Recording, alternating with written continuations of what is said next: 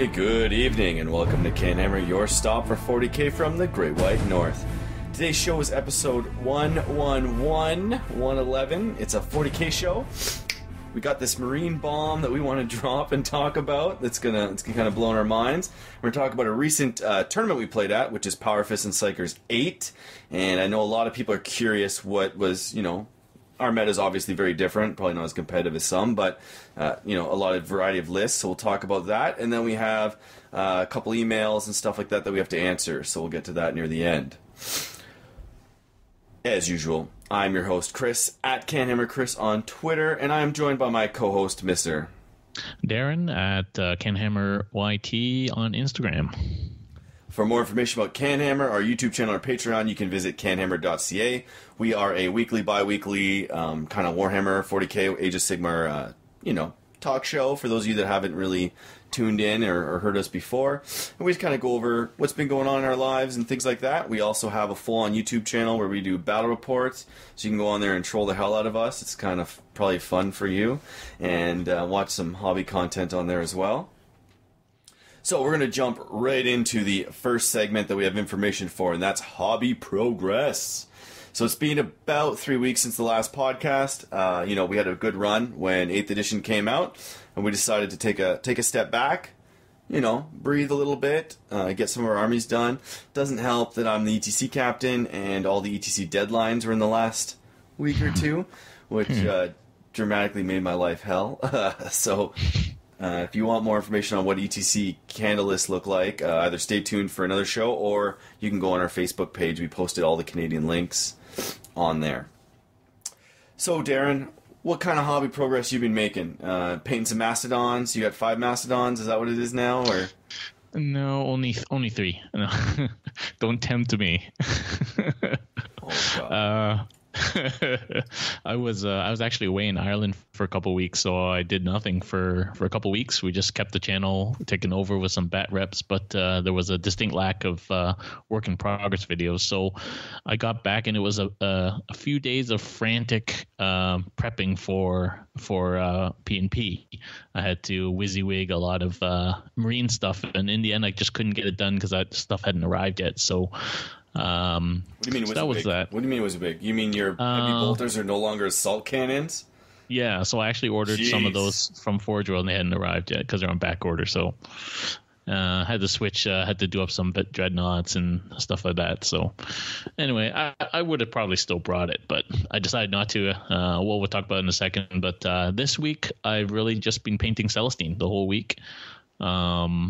I added her to my list, inspired by Jason's list on Saturday, and I've added Celestine, and that's a kind of fun model to paint, a little bit of a pain, and I modified her base thing, because you know how she stands on those 2 scrolls, and she's basically a bobblehead, and it's like really unstable. So yeah, I modified that. I think it looks pretty good, actually. I put her on the new, those new jump pack dudes with the flight stands. Yeah. So I stuck that literally up her butt, and I trimmed her scrolls. So she still has scrolls, but she's not supported by them. And so it's the same height, actually, the scrolls and that stand. So there's no modeling difference. And actually, it's solid, and it looks good. That's all I've done this week. Hobby-wise, I've been trying to get my Gene Stealers base coated, but it's been so humid this week, like all week, really hot and humid in Ottawa, so I've not been able to spray them at all. Really? And then you actually don't spray if it's humid? I've done it before, and it just wrecks it. Really? Yeah. I have never ever had a problem spraying. Never. Yeah, the 2 times I've wrecked my spray, once when it was like in the middle of the winter and it was all dusty, and then one time I did it last summer, I think, and it didn't turn out well. So anyways, there's no rush there, but I do want to get that done for Capital City, so I need to get that done. And I received a whole crap load of Forge World in the mail. I don't know why you did that. That's insane. You're the Forge World champion. Actually, okay, keep going. Well, I think that somebody issued a apocalypse challenge, so or might have. And then I received all of Nick's stuff. I have a whole army of Killicans to paint at some point. So yeah, that's what I've been up to on the hobby. Cool. So it goes on to me. So I was lazy, so I contracted out some building on my Phantom and my Revenant Titan for my Eldar. And I got those in, and I was like, okay, Darren's a Forge Worldaholic. We got to call out this mega battle, so I got to get these clowns done. And we're going to do, I want to do 12,000, but I think Darren can only do 10,000.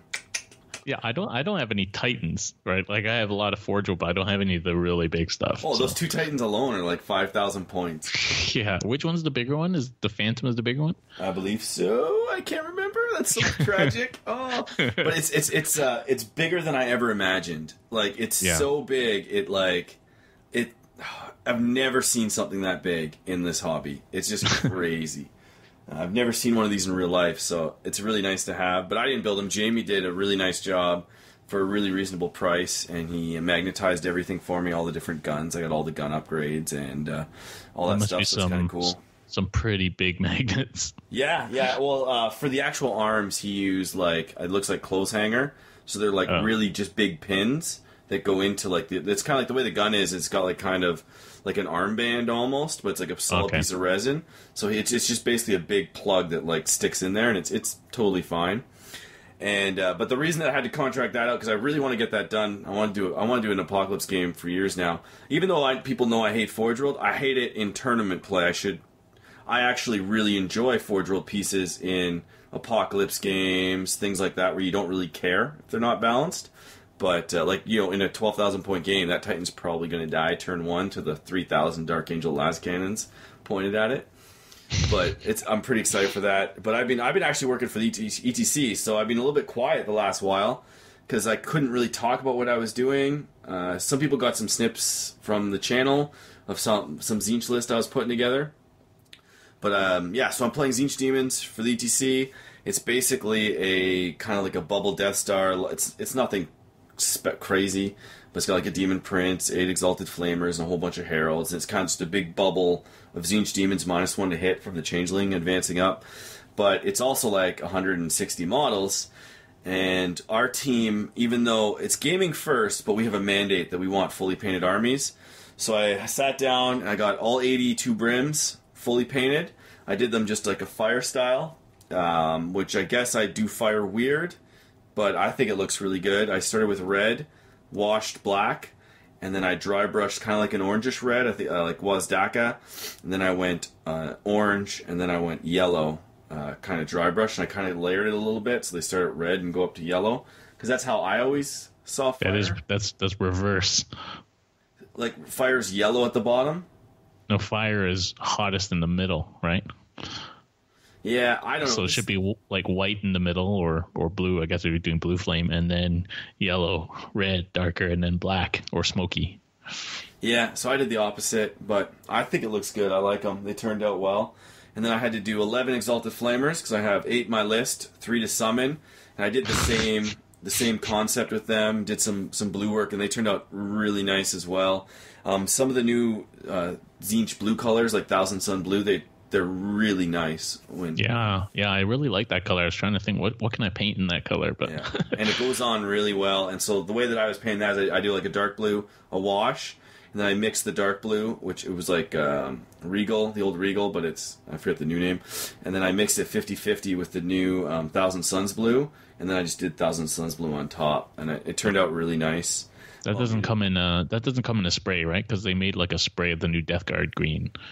I don't know. I have an airbrush, but I haven't used it yet. I'm not really the type to spray bomb stuff. I'm really fast painting. My stuff's not pretty, but it definitely looks nice enough on the table. And then I also got my Changeling fully painted and 3 Heralds. So I've been really busy with Tzeentch Demons. All I have left is 50 Blue Horrors and 24 Pink Horrors. And I'm actually done for the ETC, so I'm pretty stoked. That depresses me. Hearing those numbers depresses me. Why? Well, the pinks are really tough. They have a lot of trinkets and details, and some have fire on their arms, and some have feathers. And for feathers, I'm doing more of a purplish color, and then the fire, I'm doing the red to yellow, so it's like actually quite a bit of work. Like, do you prefer painting single or larger models, or do you prefer painting spam models? Like multiple of the same thing? Like just from a pure painting enjoyment point of view. Yeah, so I'm different in that way. I paint more as a relaxation technique. I don't really worry about what I'm painting. So if I'm not in the mood to do like an assembly line 50-man unit, I'll just do 10. But I'm not, like when I'm painting, it's usually like post-running, post-kids go to bed. I'm very like, I've been listening to a lot of Tool lately. I got like Tool or AFI blasting in my ears. And it's kind of just like turn the brain off, go through, do whatever I want, like, and whatever I have to work on is just what I work on, and I'm not one of those people like I guess it's because I've worked in real life, like I have a very, I guess, not time sensitive career, but like I have to meet a lot of deadlines, and I just kind of accept that. So if I'm like I have to do 24 pinks, I don't get down on the fact that I have 24 models to paint. I just like, oh, right now I am painting 24 pinks. Painting is relaxing, and I know that in 2 hours I'll actually feel better because I'll have progress on them. It's not, I don't think about it in the way that, like, oh, I'd rather paint this big model. It's just kind of like, this needs to get done. And that's why the Apocalypse game is so important to me, is because I have, like, 15 Eldar models, one of whom is the size of a child. So if we book this date... I think it's larger than my child. Yeah, no, it's not. But if it's... But you know what I mean? I'm just like, this is what I'm doing now. I don't worry about that. So I don't get down when I have... And I used to play fantasy where I paint 200 model units and things like that. So it doesn't really bother me. Yeah. Maybe I'm just weird, but like I found in general with life outside of Warhammer and painting, just accept this is what I have to do now and just do it. And don't stress it out and you'll be fine. Cool. So we'll go on to news and new releases. For Age of Sigmar, Darren, they got the... Yeah, there's a supplement released, Path to Glory. I guess it's just a rule supplement, like the last one they released, which was... I have it over there. I've yet to even read it. It was basically their kind of kill team version for Age of Sigmar, like small games. Yeah, Skirmish. Skirmish Is really awesome. I would love to play more of that. Yeah, so that came out like, I don't know, a month ago, and now this is a new one, sort of Path to Glory. There's something in the main General's Handbook too called Path to Glory. It's just a way of playing or something. I haven't looked at that part, but yeah. So that's really all that was out for AOS. It's been really quiet, but then there's been the rumblings in the background of when General's Handbook next one's coming out. So I don't know. Have you heard anything more rumors on when that's coming out? No, I know that the Capital City Bloodbath General's Handbook 2.0 deadline is Monday, which is July 21st or something like that. Yeah. And I have a feeling it's not going to be out. I think it's going to be out more in August. So they would have announced it already, right? I don't think, for me, that's not a good thing for my event, but yeah, I think Age of Sigmar has lost some steam. That's the problem when things get leaked. I do understand that it's lost some steam until General Handbook 2.0 comes out. Like... It just, I don't know. It's kind of weird. And 40K release, I guess, just kicked it around. But yeah. So we'll move on to 40K because there's a lot going on there. There's the new Marine chapter tactics, but we're going to cover those at the end because that's going to take forever. So take it away, Darren, with the rest of the stuff. Yeah, so that's just leaked because the up for pre-order this weekend will be the new Space Marine Codex, the first of apparently 10 codexes in the next 5 months. So 2 codexes per month. So the first one, of course, got to be Space Marines, and then I think we're looking at probably Death Guard, Grey Knights. Those are the 3 that were kind of leaked. Yeah, the same cover art too in the photo, which I was like, okay, they could be like a minor reprint with just 8th edition rules. Yeah, I guess we'll see. Nobody really knows what it's going to be like. There's a lot of speculation, but nobody really knows. We know the chapter tactics, though, and we'll talk about those later. They've released a couple of interesting box sets. One is called No Fear, and one is called First Strike. I was actually just in the GW this afternoon, and they're very sweet-looking boxes. So what's in them, or what's their point? Yeah, so they're starter boxes. So you get some of the Primaris and some of the Death Guard. The No Fear is a bigger box, and the First Strike is a smaller box in terms of number of models. In each box, you get a battle mat, a 2x2 battle mat, and then parts of the box turn into, or there's like cardboard terrain inside, so you get a terrain piece, and then you get dice and rulers and some basic rules and the basic 8th edition rules. So it's actually like a little mini version of the starter set. And the No Fear one is the bigger, medium-sized one, and then the First Strike is like the you get the least models in that one. And that one also includes the Reavers, the new kind of Primaris versions of Scouts, I guess, with the skull masks and the knives. They look really cool. The rules don't seem that impressive, and like the rest of the Primaris, everything seems a little bit expensive, but they look cool. That's for sure. So those are kind of the new miniature box sets in case people didn't want to go like the full whack, big box set. Yeah, because their starter set this edition was a little bit expensive, not for value, fantastic for value, but if you're a kid, like, it's a really hard sell to get somebody to buy that new starter set because of the $200, which, once you're in the hobby, you realize the value of that. But if you're coming in, you don't. Yeah. The other thing is the models in these two boxes are the new kind of easy to assemble ones where apparently you don't even need glue. They've got like tabs and you like stick them into holes and stuff like that. Cool. Which blows my mind. We don't need glue, but it probably still benefit from a little bit. Yeah, and these are the ones where the sprues are colored. So Death Guard are green, and the Marine ones are blue, and things like that. So it looks pretty cool, and maybe an easy way eventually, when probably we're all going to have to switch over to Primaris. It's like $40 and you get like 20 models with it. So I don't agree with that at all. I think you'll never have to switch over to Primaris. I think they are another sub-faction of Marines, and I don't think that all those haters online, it's not going to happen. Your Marines are going to be Marines. It's going to be fine. Primaris are not going to take over the galaxy. Also released are the Primaris Librarian and the Primaris Captain. The Captain just kind of looks like any other Captain to me, but the Librarian looks pretty sweet. Yeah, but they painted him in the article. He's got white hair, like he looks like an old man. I'm like, aren't these guys supposed to be new?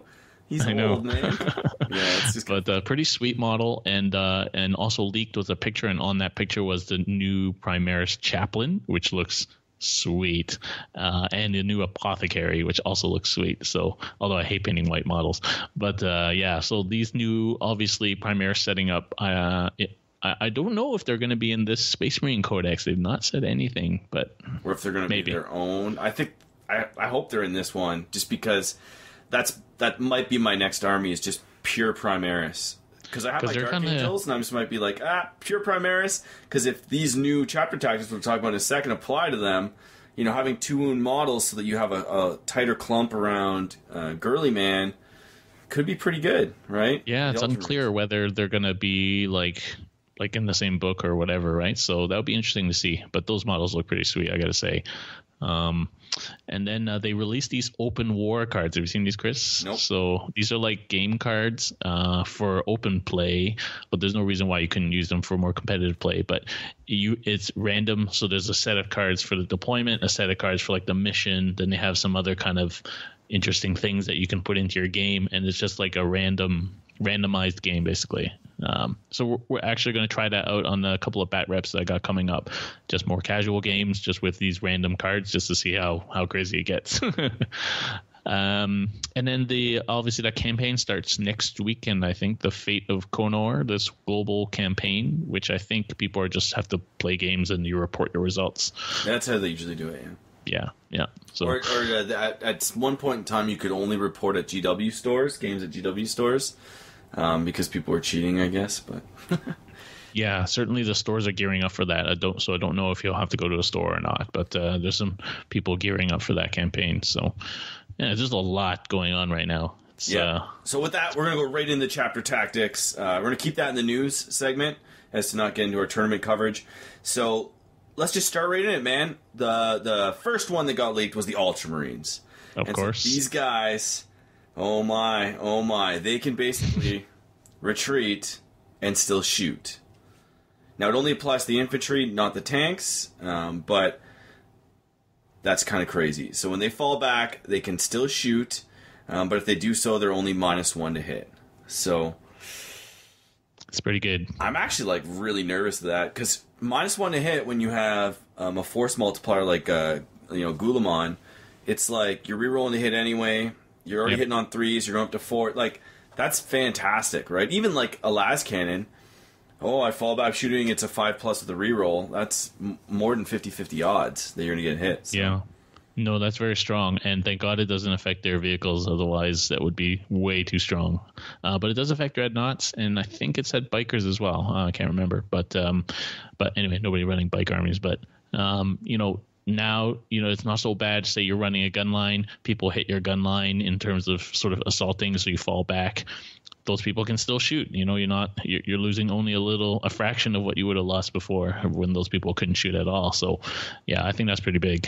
That's huge because you don't have the one of the big things about 8th edition is bubble wrapping now, because of the fact that if you have to fall back or retreat, it's fallback's the correct term. I like to say retreat. Then you don't get to shoot. So it's really important to have like 50 conscripts in front of your Ultramarines army, so that way you don't have to worry about it. You can just sit there and mow people down, retreat the conscripts. You don't really care. But this kind of eliminates you still need chaff, but it kind of eliminates the need for it a little bit because you're not as hampered by it, which is really, really nice.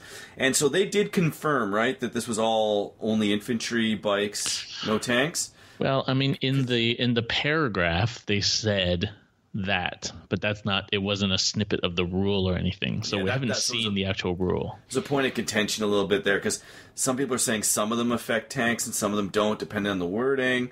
So this is early days. We just know for sure that these are the rules. So yes, their tanks might benefit from it. We're just under the impression that they don't. So take what we're saying with a little bit of salt. The rule itself doesn't say, right, it's going to be up to which data sheets will have that word chapter tactics on it. Yeah. Right. Or whatever the name of the chapter tactic is going to be. So, yeah. So the next one, which I don't know if I'm going to say it's the worst one, but Black Templar, they get to reroll failed charge rolls. So I think that's the same as what they had last edition, right? So yeah. I guess you're supposed to be charging everybody with Black Templars, so there you go. That's probably good. Classically, they would fail leadership checks and they would run at you. They're supposed to be like a crusading style, more combat heavy army, but they're standard Marines, which generally aren't super combat heavy. So this one, I hate to say it, I'm just like, I wish Black Templars, maybe they'll get more love with units and cool stuff, like special characters. Maybe. And then there's the White Scars. This one's, decent. So whenever a White Scars unit advances, it moves an extra 2 inches in addition to the distance rolled. And then the Bikers, therefore, move 8 inches when advancing. In addition, White Scar units with this tactic can still charge in a turn in which they fell back. So they're faster, and they could fall back and charge, which is huge because, enemy blobs assault you, tie you down. Your assault units, you're like, no, I'm going to move around you and get the squishy characters behind you, or I'm going to hit the units that I want to hit. You're basically able to dictate where your White Scars are fighting, as opposed to your opponent, manipulating where your White Scars are fighting. Yeah, I really like this rule because it's very flavorful to how you feel like the White Scars should be on their bikes. I think it's a good tactic. How effective it's going to be, I guess, it really depends on what you're fighting. I wish the Raven Wing had it. Our Jink is kind of crappy, but you can't complain. You got the Dark Shroud. You got Astral. You can't complain, Darren. Come on. So, but yeah, no, I like this one. I don't think it's the strongest one, but I think it fits their ethos of the White Scars very well, and it's nice to see that maybe some of these rules are kind of fitting how they feel the army should play. They said that they wanted to make every army play like how they should be, and so this is quite fitting. I like it. And the next one, Imperial Fists, basically they're siege masters. They ignore the saving throw bonus for being in cover, which is awesome. Is it that good? How much cover have you had? So I guess you're playing a lot of small infantry. No, but I'm not personally, but Marines in cover are amazing. 2+ save? Yeah. That's huge. I guess I haven't been on a lot of tables with a lot of cover yet. Even Tau in terrain, man. Like, so many things. If you can get the whole unit in terrain, like anything with a 3+ save, 2+ now, right? Or 1+, they're ignoring red 1. Yeah. That's pretty flavorful. Like, yeah, you're siege masters when you're doing that. Well, it's very flavorful. I just feel like ignore cover is not as strong as it was in 7th, obviously, when everything could get cover. It's just kind of like, but it's like, so I'm shooting my las cannon at your tank that's obscured. Instead of like you getting a 5-up save, you're now a 6-up. It's pretty good. Yeah. it's not bad. Let's put it that way. It's not bad. And they also get to reroll wounds against buildings, which is kind of meh. So it's funny. So when this went up on the internet, that last line was cut out. So everyone's freaking out. They thought all Imperial Fist could reroll all failed wound rolls. And they were like, dudes, there's this last line that says against buildings. Yeah, but you'd have to look like maybe they have some new characters coming out for them, modified bolter drill or something like that, where maybe it's a big deal to ignore especially if like you have like a mass. So like they used to have that kind of like the Imperial Fist things back maybe in 5th edition. It was like bolter drill, reroll shots with bolters and things like that, and they generally don't have rend in this edition. So this kind of means that you can play the Imperial Fist mass bolter army and still actually like kill stuff in cover. So it does make sense, but yeah, and they've already told us there's the special stratagems and stuff like that. So there's probably a lot of flavor in there too. Yeah, I'm not like blown away by it, but I'm not upset by it. Salamanders, this one is really hard for me to really decide the power level initially. Like, so basically you can reroll a single failed hit roll and single failed wound roll made by Salamander units with this tactic. And I was like, that's okay. A lot of people say, I think that's good. But I like it because it's one of those things where it allows you, so with the Dark Angels or Gulamon, you have to kind of clump your army together to get the benefit of it. This, you could take a lot of Devastator units, even tactical units, and they could operate more independently. And you're almost counting on, so if you have 5 Tac Marines with the last cannon, you can almost count on that last cannon hitting and wounding every turn. So it's like nice. It's like a free command point really for each unit. Well, like two. Every time it shoots and fights. Yeah, right. So you take a Devastator unit with 2 last cannons and an armored cherub. He's basically that one turn they're shooting 3 times. 2 of them hit on 2s. 1 of them hits on 3s. So you roll those hits. You get to reroll 1 of them if you miss, and you should really only miss 1 of them if that. And then they wound generally on a 2+ or 3+. You're going to miss with 1 of them to wound. You get to reroll that. You now have a Devastator unit that's always banging the enemy. I think it's quite strong. You get to reroll a failed hit roll and a wound roll each time it shoots. Strong. Like I would say the Ultramarines are strong. White Scars. Yeah. This is decent. It's not disappointing. It's just not. Like, you could make a list around this and be very satisfied. I think as a Salamander player, you can be satisfied with that, and people might rage at that, but I think you can. It mimics their kind of mastercrafted sort of stuff that they got in the last edition, right? And it shows what they are. They're more the smaller chapter. They have no sub chapters. They're basically more independent. And yeah, as you said, their weapons are modified. They're more accurate. I think it works great for them. Next one is very strong. Raven Guard. Yeah. So your opponent must subtract 1 to any hit rolls if you're further than 12 inches away. That's strong. That's pretty sweet, yeah. That's like a free Dark Shroud. Yeah. Well, so we don't know if this really works on vehicles or not, blah, blah, blah. But if it does work on Storm Ravens, oh my God. Oh my God. That's not good, yeah. Yeah, but... yeah, no, I like that one a lot. And then the last one is Iron Hands. You roll a die each time an Iron Hand model loses a wound. On a 6-up, the damage is ignored. So that's their feel no pain back. Feel no pain back. It's okay. I think it's good. I mean, like, as a death player in AOS, 6+ feel no pain saves you a lot of wounds by the end of the game. So yeah, but they don't have the same volume of models. So that rule on an army with cheaper models that you have like a lot of works a lot better than like on an elite army, right? Yeah. Like, yeah, so if you're like zombies are like 2 points each or something, like you're having 5 of them per Marine, then yeah, it's like adding a free zombie. But with a Marine, it's like when you have 5 guys in a unit, you might not even save 1 of them.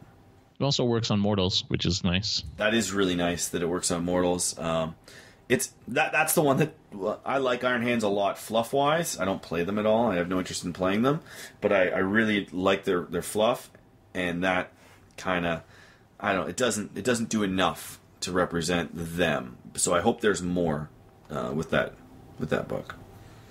So I guess that's it for news and new releases. Are you happy with those chapter tag? Anything that's bad or good, or what do you think? I like it. I think, as I said, it's very flavorful, and none of them are too crazy.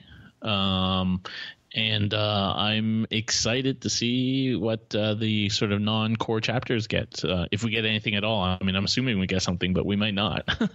Yeah, I don't think so. We got our rules already, right? I wouldn't be surprised if Dark Angels aren't in the Space Marine Codex, but they could be. No, I don't think we're in the Codex. That's for sure. But whether when our Codex comes out, if we get something, who knows? See, Dark Angels have gotten more love than most of the other Space Marine books. I really hope they don't get that much, because they have everything. They have so much variety. Like, they're the most varied Space Marine chapter. Full ballistic skill Overwatch would be nice. Yeah. Same with Space Wolves. They have enough. They have their own range of models. Like, they're fine. Blood Angels could use a little bit more flushing out, to be honest. But so we're gonna move on to Event Spotlight. The first one, we're gonna give a shout out to Tabletop Gaming Expo in Toronto area, GTA, near the airport. It's July 21st, 23rd. It's on Sandman Signature Toronto Airport Hotel, 55 Reading Court Road, Toronto, Ontario. You can go to tabletopgamingx.com for more information. They have tons of different events. The 40K is sold out, but apparently they're adding more spots. So please register and check that out. It should be a lot of fun. Yeah, you only got a couple of days by the time you hear this, so... Yeah, he was bugging me for a shout-out, and I forgot on the last show. It's been like 3 weeks, so my bad. Sorry about that. And then Capital City Bloodbath, which is the event that...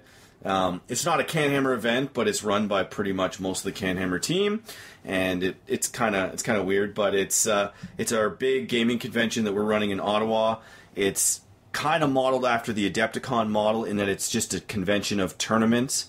So there's no real like cosplay and stuff like that yet. Maybe in a year or two. Chris, are you coming as who are you dressing up as? I should be a Sister of Battle, man. That'd be awesome. But no, it's more just like a big arena. It's a giant like aircraft hangar. Lunch is provided all 3 days. So Friday is doubles. Saturday and Sunday are singles GTs, 6 game each. We're running full 8th edition 40K. Our comp is fairly open. So it should be. Now, we haven't hit the GW FAC kind of cutoff, so apparently in 40K, some units might be going up in price because they're kind of broken, and if that might be rolled in if it comes out soon, who knows. And then we also have Age of Sigmar, same thing, doubles and singles, so if you don't want to play 3 days of 40K, but you want to get your Age of Sigmar on the Friday, or Age of Sigmar singles and 40K doubles, you can intermingle, and you get a $5 discount if you buy like a combined ticket. And with your combined ticket, the doubles is for 2 people. So if Darren and I are going together, we'd buy 1 weekend pass, and then Darren would have to buy 1 single pass, and that would take care of both of us for 3 days. And it's basically $90 for that, or no, is it $90 for the singles? I can't remember the pricing, but anyway, whatever it costs, it also includes lunch all 3 days. We have lots of prize supports. I think I just ordered, it was over 48 plaques that we give away. We also have, if you're attending the event, a free painting contest. So we have 4 categories. We'll have single miniature, large miniature, vehicle and unit, and we'll also be doing like a photo booth. So if you have a few models you want your pictures taken for our website, or you can have copies of, they'll be judged. And our photographer is Andrew Weber. He's a really good painter. He's got an eye for stuff.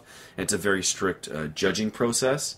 Last year, some really impressive models won. And that's free to enter. Now, if you're just a painter and you're not playing any of the events, there's a small fee to enter into the painting contest just to help us cover prize support and things like that. We also have a Gamer Garage sale, which is Saturday. Intake is Friday, Saturday, mostly Saturday. So you bring all your stuff, you put a price tag on it, and then our volunteers will sell it for you, and then they'll keep track. We do take a full disclosure, a 10% cut to pay for the venue. We have to. Most of that money goes to pay the lunches for the volunteers and things like that. But it's a great way to liquidate a lot of models. You support our convention. We're actually we bought some of the loot bags, so we're going to have. I think it's the first 80 people get loot bags, and there's still a few. There's actually quite a few. We've only sold. I think it's in the 50 tickets, so we have a lot. We normally sell. More than half of our event within the 2 weeks before. But so you want to sign up fast to make sure that you get your swag bag, which is going to grow in the future, and the garage sale helps put some of the items in there, which is kind of nice for the next year.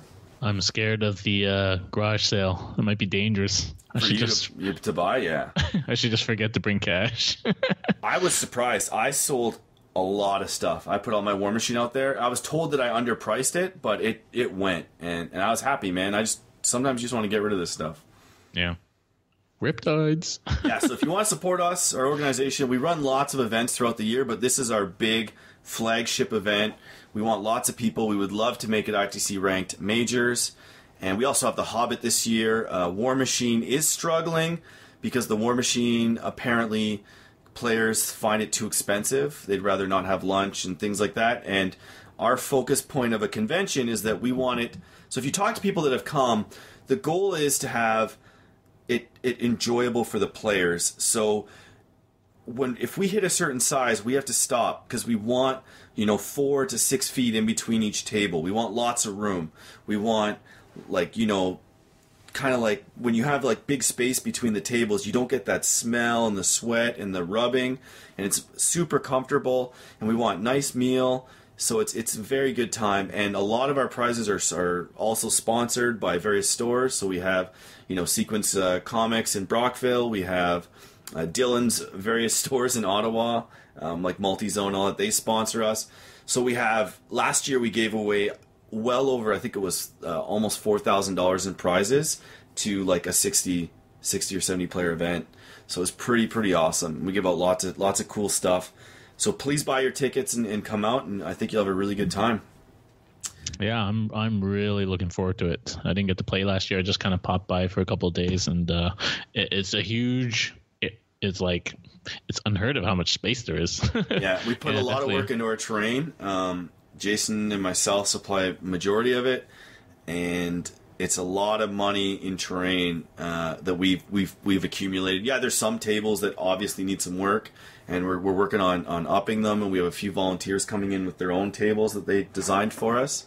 But it's our goal is to just have like a hardcore, super competitive experience, but we want to really reward the painters, and we want to really have a nice environment. So even if you're playing a cutthroat dick list, at least if his army's unpainted, well, he took a massive hit in terms of overall. We have general awards for every category, but at least you're playing on a nice table. There's tons of painting awards to win, and it should be a good environment for everybody.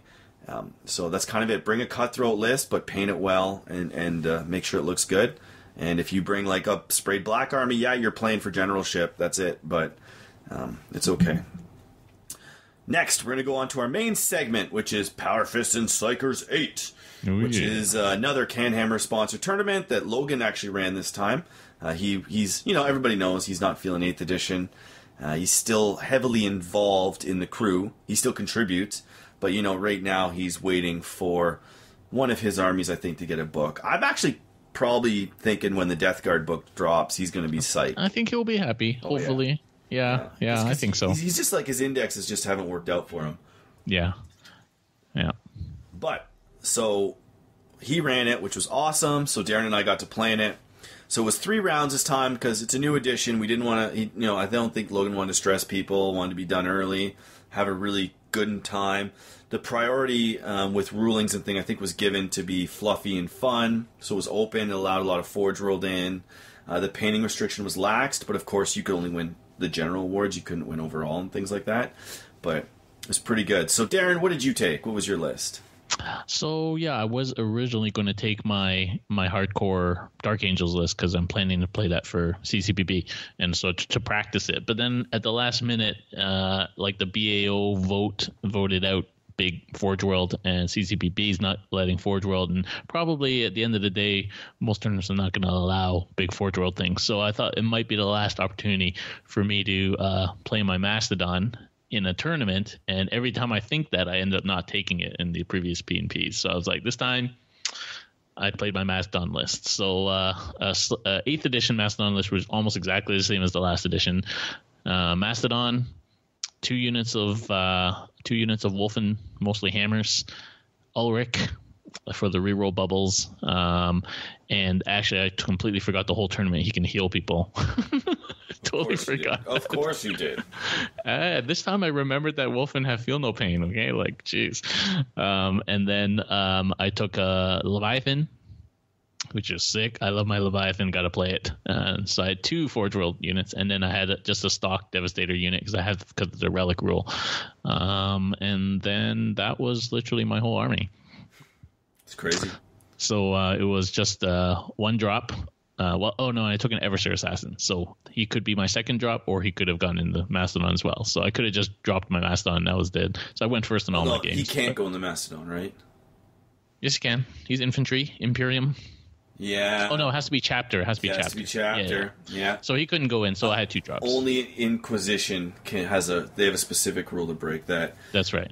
Cool. So I guess we'll go on to my list. I took my ETC Zinch Demon list, which is posted online now. It's 24 pink horrors, and then enough summoning points for that to become 48 blue horrors and 48 brims.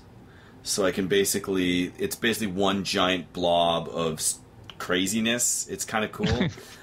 Looking at most other event lists, I'm like one of the only guys that takes pinks. And I really like them, and I know that, but nobody else seems to, so I'm either completely out to lunch, or I have kind of my own thing working for me, which is interesting. I took 8 Exalted Flamers.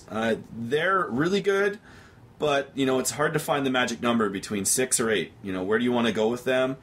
Sometimes they don't have a lot of effect, and sometimes they do.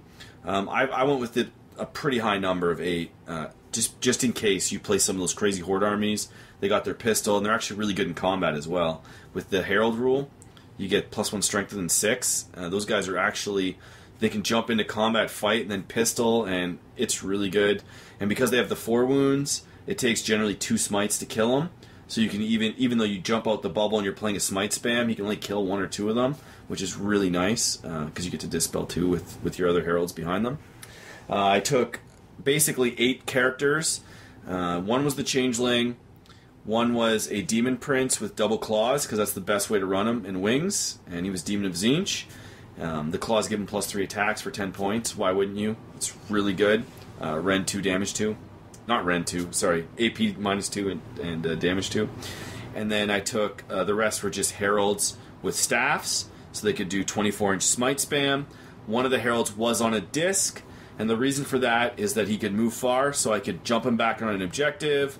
I could use him to kind of manipulate, and mainly he was the guy that when the 8 Exalted Flamers went nuts into your army, he went with them to make sure that they were fighting at a higher strength. Then I had 2 units of brims in kind of the backfield, and that was it. So it's basically a good old 7th Ed Death Star in 8th edition. Giant unit of pinks that you just can't kill because they have a 4+ invulnerable save, and they turn into basically was like 130 wounds. With a 4+, it's like 260 wounds you got to do the unit, and they're -1 to hit from the Changeling. Changeling is my Warlord, and he had the +1 leadership as well. And I had 8 command points, which allowed me to auto pass on my big blob for 4 turns. And if you only did like 6 or 7 wounds to them, I would just take the leadership check because they're leadership 8 with the Changeling nearby. So it's pretty crazy list. Yes, it is. You can't kill that pink unit. Nobody has yet. A few people have come close. Yeah, it's just so hard to get through so many wounds with the -1 to hit and the 4+ invuln. It's just like, it's really hard. Yeah, and if somebody starts to threaten my squishy characters, I can always just form the ring around. And like when I can't do a lot of the shenanigans I used to do, where you would just like conga line out because they fact that. But even still, so turn 1, you kill my front row pinks. I still get the blues, their base size +2 inches put out in front. So it's like, turn 1, I'm actually that closer, and then they have a horn on the on my pinks, which means that they get +1 to advance and charge. So they have 6-inch movement plus. So you kill a bunch turn 1 because I'm always going second because I have like 18 drops or some 19 drops. So you kill a front row, and then I'm actually 3 inches closer to not quite 3 inches closer to you. Then I move 6 while advancing D6 +1, and then all my flamers move 10, and my heralds, they can advance and still cast with their 24-inch smite. So it's actually a really fast army too, which is kind of funny. So did they fact it that you had to, like reanimation, that you had to put it next to a model that's already there? No, a model that was... So they have to be within 2 inches of a model that was alive at the start of that phase. So you couldn't do that weird conga thing you did to me on that game we played. Because you were just adding models. I could on top have. of models. During that game, I could have, but the fact came out after, yes. Okay, so you can't do that anymore. You can't do that anymore, but it was legit at the time that we did it. Yeah. But it's not as busted as I was using it, but it's still pretty good. Yeah. It's the safe list, so as you can tell, I didn't have Magnus. I really love Magnus. He's really awesome, but my list is designed to be safe. It's really hard to get first blood off of. It's really hard to get kill points off of. It's really hard to score Maelstrom off of. And I kind of move up. If you don't want to engage with me, I can probably get like a 12-8 win, or I can tie most people. It's a very safe army, and I really wanted to play something safe this edition. Yeah, I guess also, you should mention that it was initially, at least, designed for team tournament, right? So this is my ETC list. Specific role in that team, right? So I was self-comped based on the ETC comp. I have no duplicate formation detachments. I had my demon prince instead of and he had warp time, so he could jump out and do stuff. But if this was a singles, if I were it was a singles tournament, but my list is different for singles slightly. But for now, this is. Yeah, I just kind of took the comp. I just want to play my ETC list to death so I can compete. So we'll move on. Who'd you play round one, Darren? So round one, I ended up playing Ian. And it's probably the one list that I could completely decimate, given his list. So he brought 4 Land Raiders of various types. I can't remember what all the names are. And 2 Tech Marines and a Dreadnought, just like a base Dreadnought with the Assault Cannon, and 2 Vindicators. I got to go first, obviously, and I just moved my Mastodon up, crippled both the Vindicators on the first turn. 43 Melta tends to kill vehicles. Killed the Dreadnought in half with that Sky Reaper battery, which is an anti-air gun, but with -1 to hit, it doesn't really matter when you're doing 5 damage every wound. And then he took, I don't know, 5 or 6 wounds off the Mastodon in his turn. And then he charged his Vindicators into the... I guess he just wanted to tie up the Mastodon, which you can't because it's a steel behemoth. They can just leave. But anyways, he tried to charge me in, and I actually, with the Siege Melta on Overwatch, killed both of them. 43 Melta shots in Overwatch still does a lot of damage. You're disgusting. And then the rest of the Mastodon and between that and the Graph Flux on the Leviathan just were one-shotting Land Raiders, and the game was pretty over by turn 3.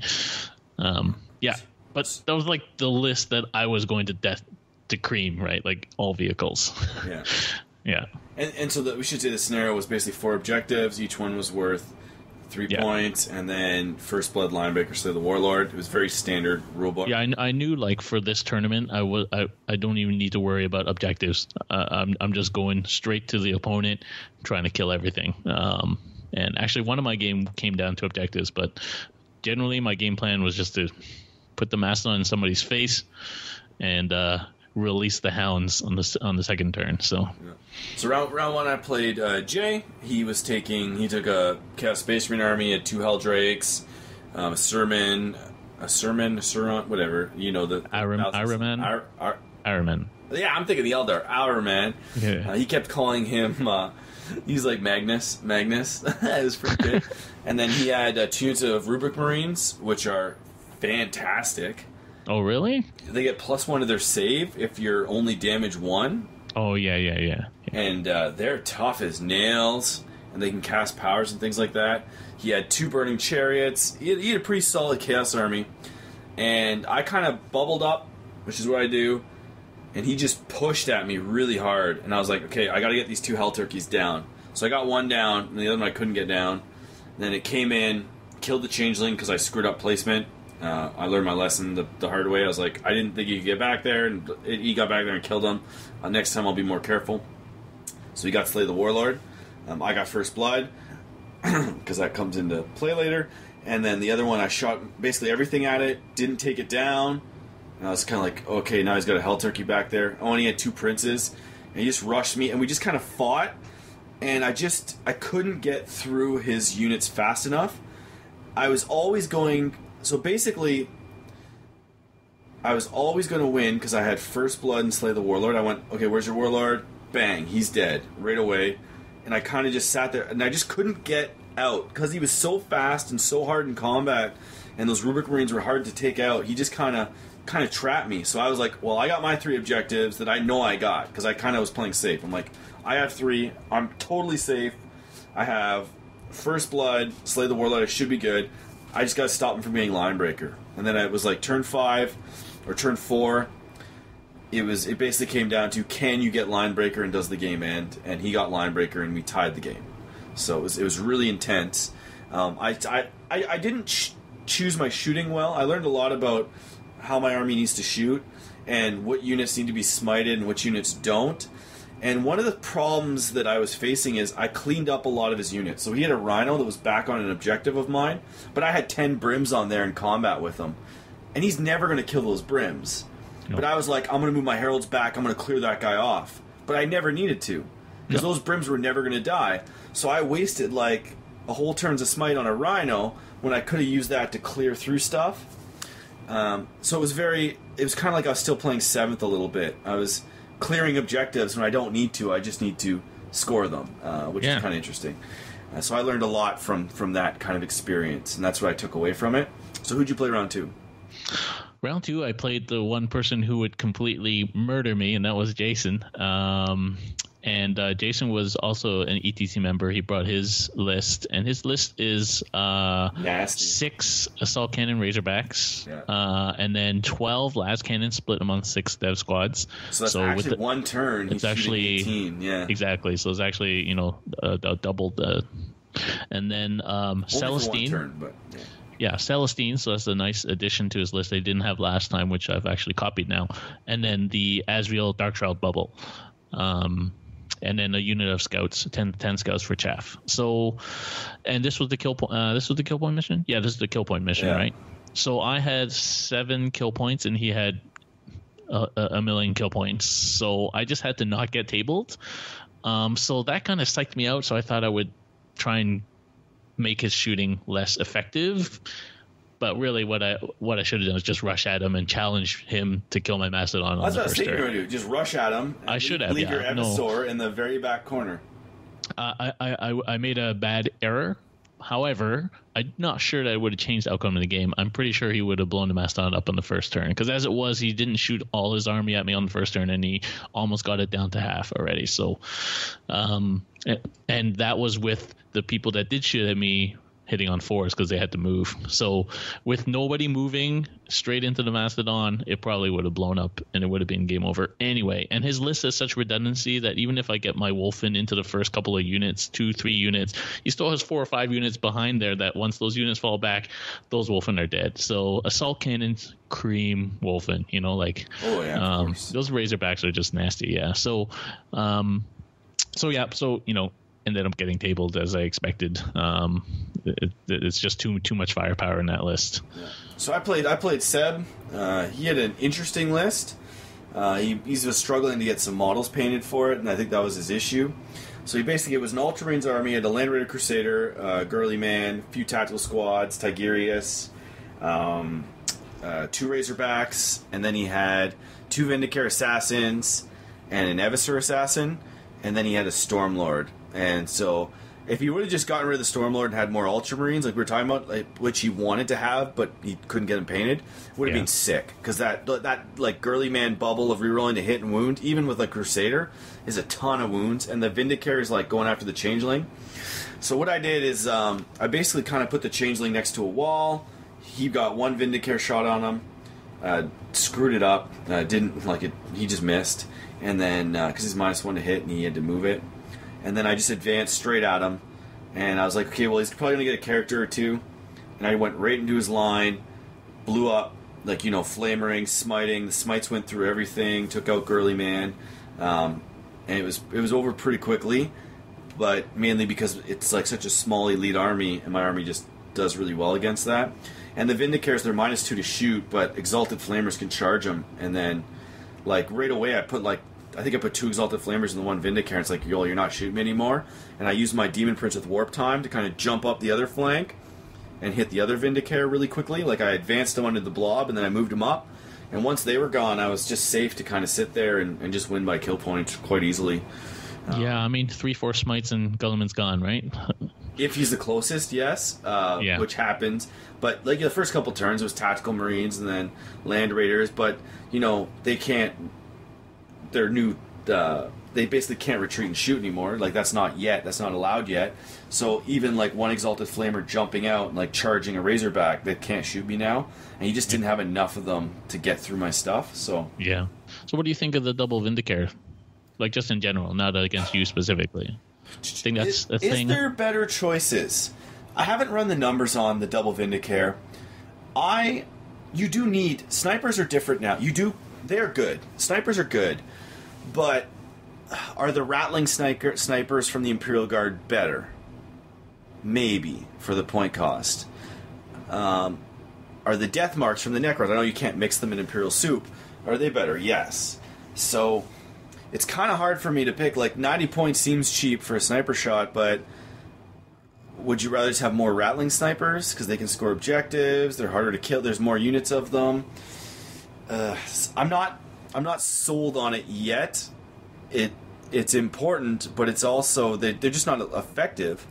Like, it takes 2 Vindicares, basically, to kill a minor character a turn, if they're, like... And that's even, like, ignoring they roll a 1 to hit or something, right? So it's not even a guarantee, but it's kind of rough. I don't have an answer for that yet. Yeah, I guess time will tell whether it's important for armies to have snipers or not. I know when the sniper thing was first leaked, everybody was like, oh my god, everybody's going to be sniping characters left, right, and center, and nobody's doing it, right? Well, because the math doesn't work out. The math doesn't work out, you know, and sniper scouts are like 90 points, and it's like, they're just not that good. Now, like, if you had Gulamon and you took 2 units, I know I keep saying it because he's awesome, but you took like 2 units of the sniper scouts, so they're like re-rolling to hit and to wound, that's not bad. That's worth the 90 points, right? But if they're not re-rolling to hit and to wound, is it worth it? I don't know. I don't think so. Yeah. Who knows? But a Vindicare, you know, you put him even next to Girly Man, he's re-rolling 1s. It's pretty good as well. Cool. So what was your round 3 like? So round 3, I ended up playing Steve, and he brought sisters. He similarly didn't have what he wanted painted up and didn't want to bring unpainted stuff, so he brought a whole bunch of battle sisters. So a lot of bolters. I was supposed to bring him 2 sisters, and I forgot. Oh, he didn't even ask me. I forgot. Shoot. Sorry, Steve. Yeah, so he had a whole bunch of just bolter sisters, maybe 3 or 4 Meltas in there, Celestine and a small squad of Seraphim, 2 squads of Seraphim. Then he had 3... I can't even remember what they're called now. The Sisters Dread Knights. What are they called? Penitent Engines. Penitent Engines. Yeah, those models are crazy cool. Oh, they're really nice. Yeah, they're not very large, but they're crazy cool. And first time I'd ever seen them. So they were cool. He had a unit of 3 of those. He had 2 Exorcists sitting in the back. And then he had one of those imagifiers, Greyfax, and a Canoness, and that was it. So they weren't mechanized at all except for the 2 Exorcists in the back. It was the deployment with the circle in the middle that you can't deploy in table quarters. So I did what I was supposed to do, just deploy right up to the front, and he deployed right up on his side, right to the front. So I got first turn, and so first turn actually my Wolfen got out because it's only 18 inches. They move 7, they get out 3, they advance D6, and then they can still charge, right? So they just got out, and one of them failed to charge, but the other got straight into Celestine and the Seraphim and tied up the Melta squad. It's really the only thing that's gonna do a lot of damage to my Mastodon. Mastodon took out 2 of the 3 Penitent Engines because they're strength 10, and on a 4+ they get to attack again, so they're pretty hardcore. And then actually the Wolfen all died eventually, but they did hold up Celestine and do quite a bit of damage to her, but she's pretty nasty in combat. There's only so many 3+ invulns you can make. And then bolters, just mass bolters, take Wolfen out too. You know, if you're shooting 15 rapid fire bolters, it's going to take some Wolfen out. Exorcist didn't do much, and as in our game like that we had, Exorcist a little bit disappointing this edition. More than a little bit disappointing. Yeah, and then the Leviathan got out turn 2 and just smoked some sister squads. So they have 15 sisters in a squad. So the Graflux doing 3d3 shots, no save basically. Like, oh no, they got their invuln, but yeah, the Leviathan did some work. The Leviathan did end up dying right in the last turn, and so this game actually came down to objectives. And the Mastodon can hold more than one objective because you just have to have more models close to the objective than your opponent. So my Mastodon held 2 objectives.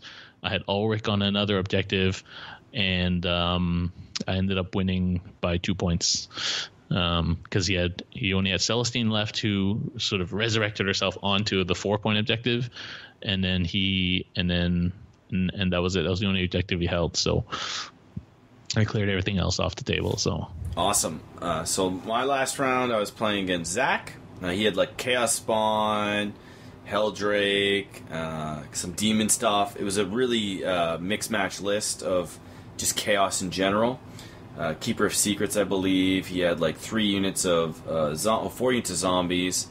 Just tons of stuff, right? But it was all counts as, so it's like hard for me to remember what is. Very aggressive. It was 6 objectives. I put 3 objectives in my corner. He put 3 objectives like right up in the middle of the board, knowing that I would pick that corner. I put my blob up on one objective was worth more points, one was worth less. I put my blob on the objective that was worth more points, and my Brim's behind, and I kind of just turtled, and he ran at me. And so what it was his whole army kind of runs at me. I moved up a little bit, took a charge from one unit. I was like, okay, well, I'll try to wipe this zombie unit out. I got down to like 3 guys, which is good enough, just to kind of like, slowly whittle him down. And then his army kind of came in. He hit me with a few units. I retreated, kind of just shot, retreated, and then he committed with his whole army into my bubble of pinks. And when he committed his whole army minus like 2 zombie units, that was the time I was like, okay, now it's like turn 3. Now I don't have to really worry because I'm on the objective. He's tied down. If he wants to actually get around me, he has to leave combat for a full turn, and it allowed me to bump my Demon Prince out and bump my Exalted Flamers out and just start kind of working my way around, removing units, which was very slow going and really hard work. But, with him tied down, I could pick the fights, and I wasn't really getting countered too much. I feel a little bit that I was a little bit too conservative there, but I was not really at risk points-wise. I was in an advantageous position, so I kind of chose to do that, just kind of keep going. And one of the interesting things that I did in this game is because chargers have to go first, and you can interrupt after the first unit charges, his Demon Prince charges my Demon Prince, does a bunch of wounds, like 4 or 6 wounds, whatever. And then I go, okay, my Demon Prince is going to hit your Demon Prince. I do like 4 or 6 wounds, whatever. And then in my turn, I actually had 3 Flamers that I wanted to charge into one of his units, and I didn't charge them just to guarantee that my Prince could fight first and to take his Prince out before he could hit me back. So that was kind of an interesting moment where I was like, ooh, I actually don't want to charge because then he'll interrupt me and kill my Prince. Like if he uses his 2 CP thing. Yeah. That's interesting. I kind of just left 3 Exalted Flamers out. I just kind of left him in a safe spot, kind of near an objective. So it was less damage that I got to do to him, but it is what it is. It allowed my Demon Prince to win that fight. And then a spawn ended up killing him anyway, which was kind of unfortunate, but it was interesting. Wasn't he running that Forge World massive Chaos Spawn or whatever it's called? Giant ran Chaos Spawn. 2 or 3 of those things. They were up to like 20-something wounds, and they could...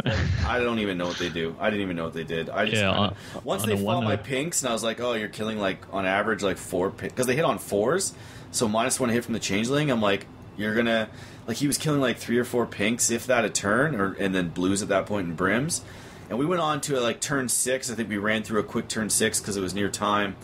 And I still had like 32 brims left in all my characters. Like, I lost, I think, 3 Exalted Flamers. So, I just played the mission, hunkered up, and it went well for me. So, yeah, so I guess you were lucky that the 4-pointer got, like, in your one of the ones that you put in your zone, right? The 4-pointer. Kind of. But maybe not made a huge difference overall. So, but the way that the objectives were placed is I had 3 in my zone, and then there was like 1 2 and 3, like in no man's land, but still like right in front of my zone. So if one of those would have been the 4, I would have just pushed straight out and done the same thing, because I could fight his whole army for the whole game, and it'd be hard pressed to get through them all. Yeah, yeah. And that's it. When you're all combat, once you get tied down, I'm just moving my characters around, smiting you in combat, and then my flamers can all charge into a unit, and then in my next shooting phase, they can just flame you because they're pistols. Yep. So it's pretty good. So final results. It was basically first place was Sean with his Eldar. People have asked me what was in his list. Maybe just, do you remember what was in his list? I never even looked at it. It was a couple Warp Hunters, a bunch of Flyers. He had some Dark Reapers. He had 2 Hemlock Fighters, which are the rage for Eldar right now. He had a couple of Warp Hunters. It's kind of interesting. I would have liked to have played him because he is a very elite army with lots of vehicles. I think it's right up my alley, my play style for my list. But yeah, he did well. He won basically on, I think it was like he won overall. Jason got best general with his Dark Angels. I got 3rd place overall and 3rd place general because I had a tie and 2 wins. And then Will Paul, I believe, won best Imperial. I won best Chaos. Who won best Xenos was Jamie, was it? No, it was Phil. Phil. Sorry, Phil's Tyranids won best Xenos. And I feel like I'm missing it. No, there's only 3 factions that they had awards for. And then best painted went to Zach, who had a custom-built Spawn army. It's a really nice army, so he deserved that. And there was no sportsmanship. Yeah, we were all poor losers. Well, it wasn't that kind of event. I don't think there was any issues. No, it was really fun actually. A lot of people were just bantering and just playing their armies for some people playing their armies for the first time at any kind of sort of a competitive pace. So it was good, and actually the whole thing finished like an hour and a half early, and I was home by 9, which was awesome, including dinner. I was home by like 7, so it was great. Yeah, no, it was great. And so the report is actually up on the channel already. It came out today, actually, so if people want to check out the video report. It was a great time. Good stuff. So we're going to move on. We have a list to pimp. Let's see. It's an Ultramarines list. I went through it. I don't have his name right at this second. I got to look it up back in my email, but I'll look the name up as soon as we finish going through it. So Lords of War, he's got Reboot Guliman, 360 points. He's got a battalion detachment with Captain Sicarius, Chief Librarian Tigerius, Sergeant Kronos, and a Predator with autocannons and 2 las cannons. He's got a tactical squad with a missile launcher. He's got a tactical squad with a plasma pistol on the Sergeant. He's got a tactical squad with a melt-a-gun. He's got 2 dreadnoughts, kitted out with the first one has 2 heavy flamers. Twin heavy flamer and then heavy flamer. And then he has the dreadnought with twin las cannons, dreadnought close combat weapon. Heavy support, he has just a standard Land Raider. And for dedicated transports, he has a Razorback and a Rhino. So I can't find his name. I'm really sorry about that, dude. I copied your email into the show notes, and it looks like your name got omitted from that copy and paste. So I'm so sorry about that. Maybe you can fire us off an email when you hear this. You know who you are. It's, you know your list. So sorry about that. But yeah, so Darren, what do you think of the list? Yeah, it's kind of it looks like it's a sort of Ultramarines gun line type list. It'd be nice to know how he aims to play it and kind of why he picked some of these models. Is it because he's using the models that he has, or that sort of thing? I find it's always important to figure out when trying to look at somebody's list. But it's a pretty good, so it's based around Guilliman and a bubble. There's a lot of shooting here. There is the las cannon Pred. There's 2 flamers, and there's a Land Raider, Razorback, and a Rhino. It's a little bit of it's certainly not like a spammy hardcore list, and some parts of it make me think there's not really a static gunline list. There's a Rhino. There's a Dreadnought that just has heavy flamers with no drop pods, so that Dreadnought's just going on foot somewhere. There's Meltaguns, which are obviously short range. There's a tac squad that has nothing on it other than a plasma pistol, and then one of the tac squads is a missile launcher. So the tac squads seem like they're just there to get the command points for being a battalion. They don't seem to have a lot of other function. Maybe the one with the Meltagun goes into Rhino, missile launcher one acting like a one weapon Devastator squad, and then the one with the plasma pistol, not sure, just kind of goes on foot. Or in the Razorback, I guess. Cronus in the Predator is cool, hitting on 2s with the Guilliman reroll. That's pretty nice, and he repairs the Predator. But that whole thing is like 259 points. There's a lot of points there. Yeah, that's the thing. So I look at this list and I go, you're kind of overlapping some abilities. I could be a bit wrong here, but Kronos and Guilliman don't complement each other, because I would have my Predator behind Guilliman rerolling to hit and to wound, so I don't need to pay the points for the +1 to hit. I've kind of already paid for a force multiplier. Yeah. So I would kind of drop him. You still have your 2 HQs. Tigurius and Sicarius is pretty good, but if you're going to take Sicarius, he needs more tactical Marines to make his ability, because you're going to bubble wrap with your tactical Marines. You want them to strike first, so maybe not. It just kind of, I get why he's in there, and Tigurius is nice. He can do shut down some smites, cast some powers. Null Zone's really good against a lot of armies. Yeah, but I feel Tigurius is overpriced. A little bit, but 130 points for a psychic character isn't crazy. It really isn't crazy at all, especially one that can ignore invulnerable saves.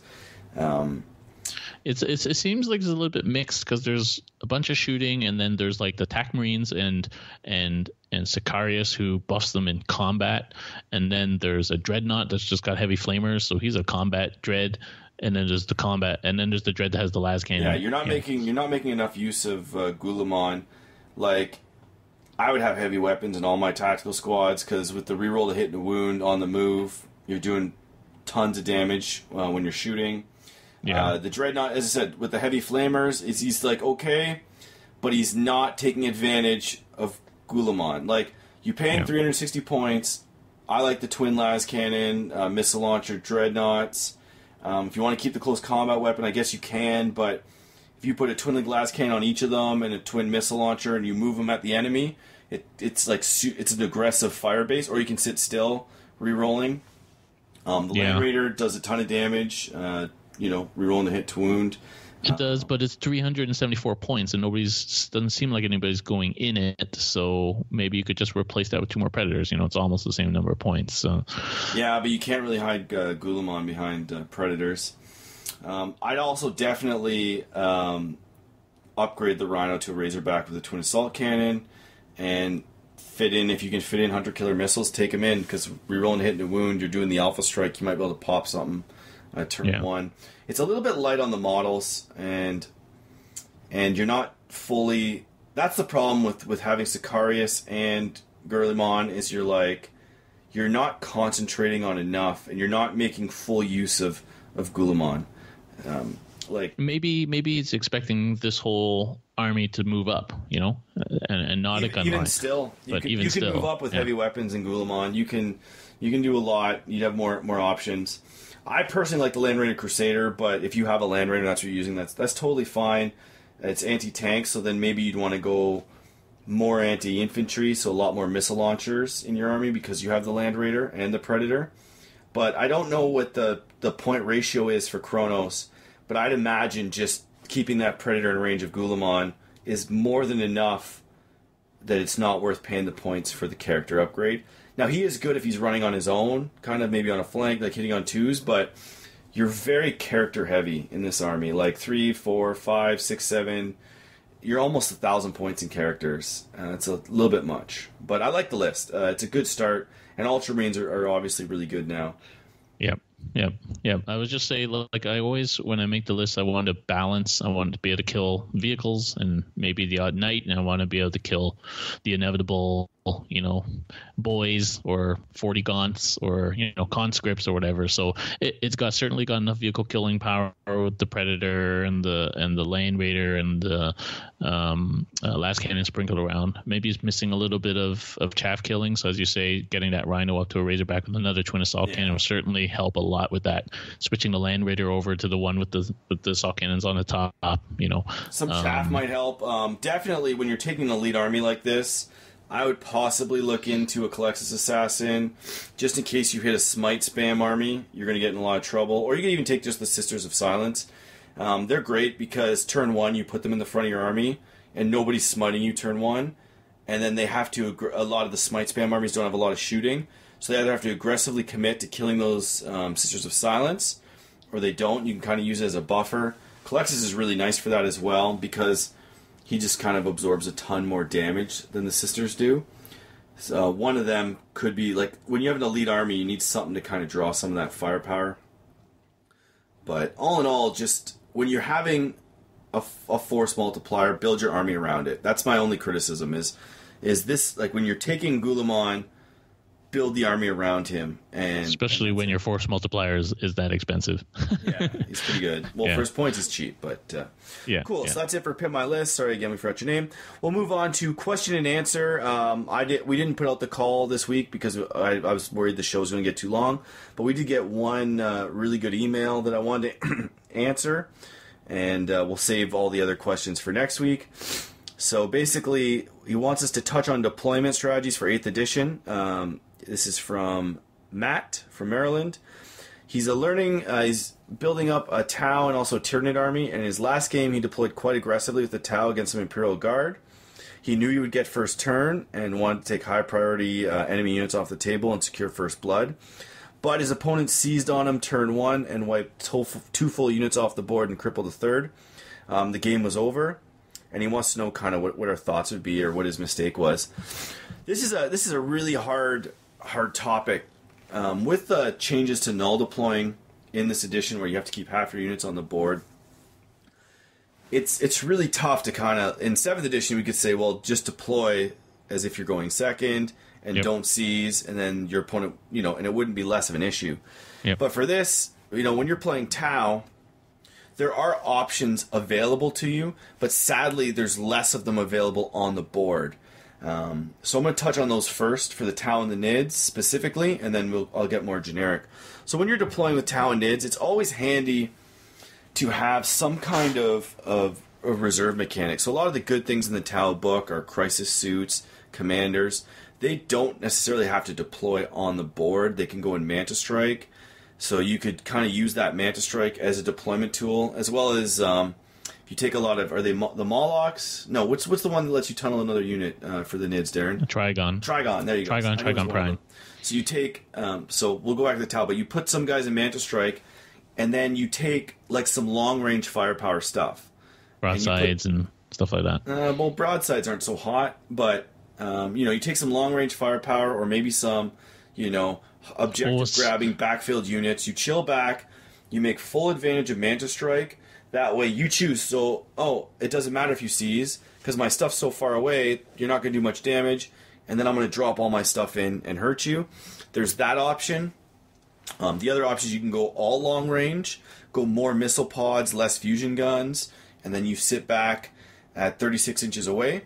One thing that a lot of people forget when they deploy with the Tau army is that you're somewhat fairly mobile, so always account your movement in to your threat range. So don't deploy 36 inches away when you know you can move 5, deploy 40 or whatever, depending on the unit. They're all different. Yep. And then with the same thing with the Nids, right? You could do that. You could essentially have most of your army off the board, and then it doesn't matter who goes first or second, which is kind of a big deal. Yeah, so far in 8th, it is a lot of Alpha Strike, turn 1, 2, game over sort of stuff if you're playing, especially if you're playing competitively. But I don't think that's true at all, because that's only true if you've deployed improperly. That's it. There's no, you know what I mean? Like nobody should be just destroying your whole army turn 1. Sure. You don't agree? You don't agree? I think it's harder to protect against it than it used to be. Like, as you say, there's no multiply and stuff like that. To protect against it, but yeah, there's also the options of, so you're playing against the Dark Angel spam army, and you're like, okay, well, his tanks got to move to shoot me with his assault cannons. They have 24-inch range. So if he's going first, I got to be back. Now, Azrael's bubble range is like 6 inches, and he probably deployed his army to clump around it. So what you want to do is maybe kind of split your force so that Azrael can only go one way. And you want to be back far enough so that if the Razorbacks are moving to get into range, Azrael has to move forward, which is taking him out of range of the back. So you can deploy to kind of split the guy's army. Yeah, there's still going to be a chunk of the army with full rerolls, but you've split him now, right? He's not... Yeah. It's like, if you're allowing that guy... So if you're deploying on the 24-inch line, like, I'll do that with my demons, but that's because I have a very specific build. But if you're deploying on the 24-inch line against that Dark Angel army, and he's got his whole clump there, and nothing has to move except for the Razorbacks move 1 inch, and they're all within range of Azrael, then yeah, you've made a critical mistake, and if he takes your army off, he takes your army off. It's not the way it is. Like, you have to really analyze that stuff when you're deploying. So if you're playing Gulamon, or Azrael, or a few of these other builds, they're going to be in a clump. You know that arm, and you know that anything that's not in the clump is not making use of the rerolls. So by deploying or splitting your force, or kind of having him have to split his force, or maybe he has to leave some units back to defend one objective on a flank and then move towards your main force. Kind of, I'm doing a lot of hand gestures, hard to see. Every unit that's not in that bubble after turn 1 is it's free points for you, essentially, because he's not getting those rerolls. It's taking away from his army. So that's something that you would do on the board as opposed to in your army list. So I would say, look at things to do in the army list. You can also, it's not about winning turn 1. In a lot of my armies, all I want from turn 1 is first blood and maybe score a Maelstrom or 2 if I have Maelstrom. If not, then not. If you're deploying too aggressively and you're trying to go in there and wipe his army out, big risk is big reward. Yeah, you're going to win 5 out of 6 games. You're not going to win 6 out of 6 because the guy's going to seize on you. And that does come down to list design, but it also, I find a lot of people are just too close. And prime example, if you watch one of our battle reports from 7th edition, but it's the same concept. There was drop pod armies, and there's a video where a drop pod army drops everything in 2 inches away from the enemy, and it's all grav gun Marines. Well, those grav guns, and they're all on Centurions, so they have 24-inch range. Well, why are those pods dropped 2 inches away when they could have been dropped 24 inches away? And then you're just limiting their shots back at you, or you're forcing them to move if they have an 18-inch threat or something. So you got to really, there's a million factors. Also the terrain, is there a way to deploy, even though you're going first, is there a building you can put your guys in, cover? Yeah, you're 4 inches back or something, but at least they have +1 save. I think any game that ends turn 2 or turn 1, because everything's shot, I think you either made a mistake or you were too aggressive in your deployment. Yeah, I also like this edition. Yeah, the pods got nerfed, but I think anything that can deep strike is a real threat in this edition because it's so accurate, right? There's no more chance that it's going to fuck up, right? You want it to go somewhere, it's going to go somewhere, and that can really change how your opponent deploys, which can screw them up, right? Or if they make a critical error and they didn't bubble wrap something properly, and you can take somebody out. So if you have the option to take good units that can drop like that, I think those are hard to resist taking. Even one of them, Darren hit it the nail right on the head. One unit that can deep strike or deploy differently is enough to screw up a whole enemy's deployment, because characters, you have to protect them now. So my army plays very differently. If you have nothing that drops, my pinks can go right up in a line. You can't get around me. My characters are free behind it if you have nothing that really flies or drops. But the second you have a flyer and a drop, I have to be more of a horseshoe shape, and I have to kind of make sure I can close the gap in the back so that none of my characters are closest models. And it changes the way I play, and it doesn't allow me to be as aggressive and things like that. Yeah, like I like running a single Eversur for 70 points. Sure, he's going to kill shit, but more importantly, he's that drop threat. Any of the first 3 turns, he can just come down and he could take out a character or something if you're not careful, right? So that really, you have to think about that when you're the opponent and people have got that threat. So I find deep strike in this game is much more powerful for that. Yeah, we can't deep strike the whole army anymore, but you kind of don't need to, because you can even just use 1 or 2 deep strikers as a real threat. Yeah, it depends on the mission deployment. Of course, it's like depends on the mission, depends on the opponent's army, and you learn that by just playing games, banging these games out. Sometimes your main force of your army is just there to delay the enemy. So if it's like hammer and anvil style, and you got 2 objectives in your backfield, and you get first blood, you're like, sometimes you could be like, well, I just need to get like slay the warlord and keep my warlord alive. So you put him maybe in the back, depending on who it is. If it's Gurlamon, he's going right up or whatever. But sometimes your army is just going up in the middle just to delay the opponent enough so they can't get to your backfield units, and then you could win on that. So you have to look a lot at that, but definitely split the army and force the guy to move. Like, don't deploy within range of his guns if you don't have to. And I know Astra Militarum is the army uses as an example. It's tough. They have a long range, but a lot of them are only like -2, -3 to your save. Put your guys in cover. Mitigate that damage. But ultimately, that's why the commander spam works so well for Tau, is because they start up in the Manta, then they all come down. If they're not the closest unit, you have to shoot something else, and they do a ton of damage. And you see a lot of them with missile pods because they have 36-inch range. You literally are just as effective, like 40 inches away from your opponent. Like, you can just chill back there and shoot. And it's a 5-turn game, right? Don't try to wipe your opponent turn 1 at all costs. Try to do damage without losing stuff. If you're killing 1 or 2 units a turn and losing like 1 unit in return, you're going to win in the long run against a lot of opponents. And I think I think a lot of new players are just too aggressive. Don't be. But there are armies that you have to be stupid aggressive against. Like, sometimes Mastodon wolfen lists. Well, even like if there's like 12 Razorbacks, if you can touch those 12 Razorbacks, even with a unit, or like 4 of them, they're just not going to shoot you next turn. That's a big deal, right? Yeah. So, hopefully that helped. I know we babbled on a little bit, and deployment's one of those things that's really hard to master. And just keep at her. Set up in your deployment zone, and don't be afraid to ask your opponent, hey, what's that guy's threat range? No, I know that assault. What's his threat? What's his move plus that? Oh, my threat range is an inch further than you. So I'm going to be just your threat range plus an inch. Now you can't shoot me. You have to move. Or force them to move. Force them to, split. That's a big example. I'm obsessed with Dark Angels because I play them a lot. But yeah, if you split your army into 2 sides on like opposite corners, and he's in the middle in a bubble, he's you're going to minimize a lot of his effectiveness and just play for the objectives. And a lot of deployment starts with objective placement.